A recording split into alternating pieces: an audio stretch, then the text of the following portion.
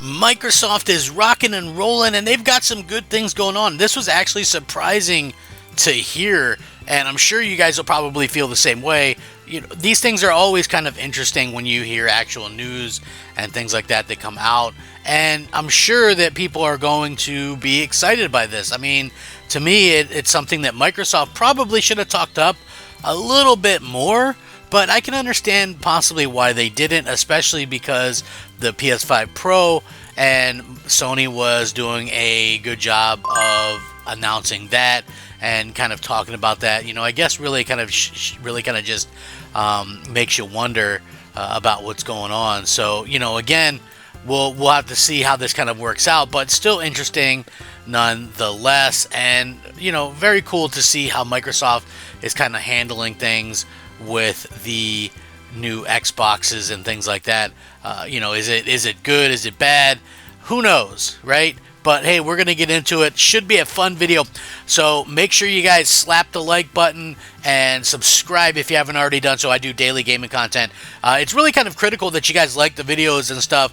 It helps me to continue to be able to do them, and it helps them to actually be seen and stuff, which is really cool. So thank you guys if you do that in advance. Now, so as you guys know, Microsoft has released new Xbox Series X models, and it looks like there's some slight internal upgrades over the original, which is definitely much appreciated.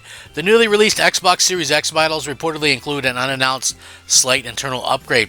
In a new video from Austin Evans, it's claimed that the newly released models of the console, namely the white all-digital model and Galaxy Black Special Edition, have slight performance upgrades when compared to the launch model. While the upgrades are minor, both new machines appear to draw less power than the original, with the digital model reducing power down by almost half when idle. The new consoles feature a new heatsink method as well as a new motherboard.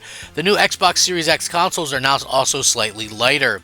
These changes actually mean that it's likely that the new consoles are cheaper to produce, and the digital-only Xbox Series X, white 1TB Xbox Series S, and Special Edition 2TB Galaxy Blacks Xbox Series X with a disc tray were all released this week.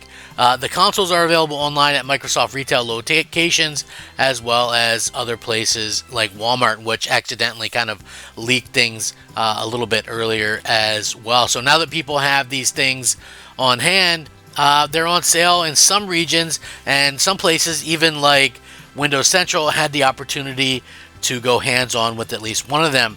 Back at the Xbox Showcase in June, Microsoft unveiled some slight revisions to the hardware lineup, and the new consoles are practically identical to what's already out there, save for new storage and color options. The Xbox Series X 1TB Digital Edition is the headlining act. The console sheds the disk drive, netting you a very slight $50 savings off the typical asking price of $450. The 2TB Galaxy Black Edition adds some sparkling blobs with some premium storage allocation, ideal if you want to prep for the 100 gig pre-installs of games like Dragon Age Velguard. There's also a new 1TB version of the Xbox Series S that also is diskless and at a premium. There are also some subtle changes, however, that the vast majority of users probably won't see or really appreciate. The new Series X, like I said, revised motherboard, and it's a little bit better at cooling and things like that. For the end difference, actually, the difference will be unnoticeable, but for Microsoft's so-called climate pledges, shaving just a few watts off millions of console endpoints could reduce their overall carbon footprint on the promise to obtain net zero or neutrality. But basically, what's funny is these companies all have these points, right, that they have, and then they sell them to each other. So, you know, let's say they come in at a certain amount or whatever, they could sell their ones that they didn't use to another company and it'll get used or whatever. So, you know, again, take it for what it's worth. You know, I would have rather had a little bit more power or a little bit more powerful Xbox, but hey, you know, bravo to them for doing this. Anyway, the new consoles also have a new modular unboxing experience, which essentially falls apart like Legos when opened with minimal single-use plastics involved. The console itself is wrapped in a fabric material this time around rather than a polymer sheath as it was previously. The focus on sustainability is there, but just make sure you don't look at the headlines about the amount of electricity Microsoft's AI binge is generating. See, this is why Microsoft is trying to kind of slim down in other areas to make up for what they're doing with like the AI stuff, because it's kind of funny to me anyway. But it's like, you know, what's interesting is when I bought my Xbox Series X, I got it at launch. I had my PS5 at launch. The PS5 came in this kind of nonchalant, plain Jane packaging, and the Xbox Series X really looked like a premium experience to me. And it really, you know what I mean? It was really kind of packaged well and made you go, wow. You know, the PlayStation 5s didn't. But hey, you know, it's all good at the end of the day. It should be noted that the Xbox Series X Digital Edition and Galaxy Black are not exactly broadly available. Microsoft has prioritized stock in major regions such as the United States and the UK, which is likely a hint at how well they expect these units to do sales-wise. So yeah, that is pretty cool that they have those. The Series X 1TB Digital Edition is $450. The Series S 1TB is $348 at Amazon. So man, that's crazy that they're selling the 1TB Series S for basically $350, and then for $450 you could get the Series X, which is so much more powerful. I guess I just don't get it. Oddly enough, the 2TB Galaxy Black Edition is $600. So there is that. So, you know, it depends on really how you kind of look at these things. For me, and according to this article, it's a relatively uninspired holiday offering, considering that the PS5 Pro is a thing. Microsoft had planned a major mid-gen refresh for its Series X and S lineup in the form of the console codename Brooklyn. While this wouldn't have had PS5 Pro-like boosted performance, it would have had some future-facing features like Bluetooth support. Bluetooth is naturally something that Microsoft would want to start developing for its platform if it is indeed working on a Xbox handheld down the line, but it wasn't meant to be this time around apparently. Save for the slightly revised process and new packaging, there's nothing new to speak of here. While I doubt something akin to the PS5 Pro would necessarily move the needle for Xbox's dwindling hardware sales, it's still somehow disappointing that there's so little hardware innovation coming out of Xbox lately. We haven't seen the same cadence of hardware improvements that we saw during the Xbox One era, which saw a variety of controller revisions, new console designs, and new features arrive at a breakneck pace. At least Xbox is enabling bring your own games for Xbox Cloud Gaming, so that's, you know, like whatever. But again, you know, it does bring up a good point about the, you know, Xbox and things like that.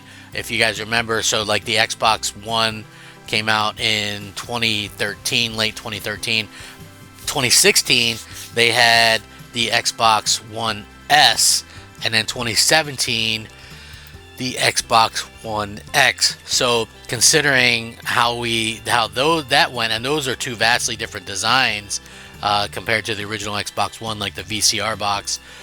You know, they really were showing, hey, we care about the actual Xbox platform, the Xbox hardware, and now it's like kind of an afterthought or whatever. The thing is, if you bring this up and try to be negative, I'm not. I think, you know, hey, cool, at least some refresh is better than nothing. You know what I mean?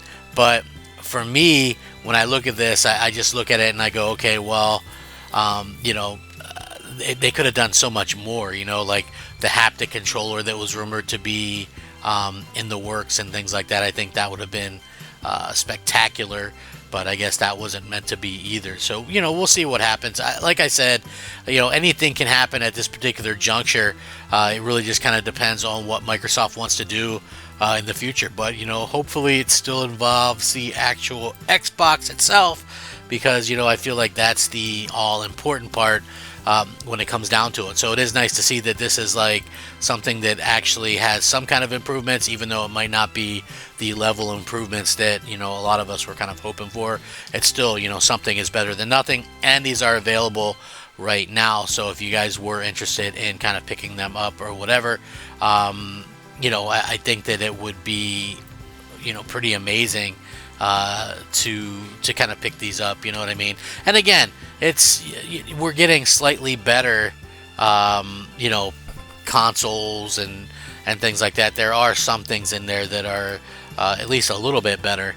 So it really, I guess, kind of comes down to you know, how you feel about this stuff. But yeah, it doesn't look like we're gonna ever go back to those days where we had the Xbox, you know, and things like that, where things were like just amazing, and, you know, everybody was like, oh man, Xbox, it's so great. I don't think we're ever going to get to that point again. But anything can happen. We'll see. I'm still excited by the future, and hopefully we get something that's equally exciting from Microsoft. Anyway, let me know what you guys think. Rack 'em up, fact 'em up, Crap Gamer 'em up. We'll catch you next time. Crap Gamer out.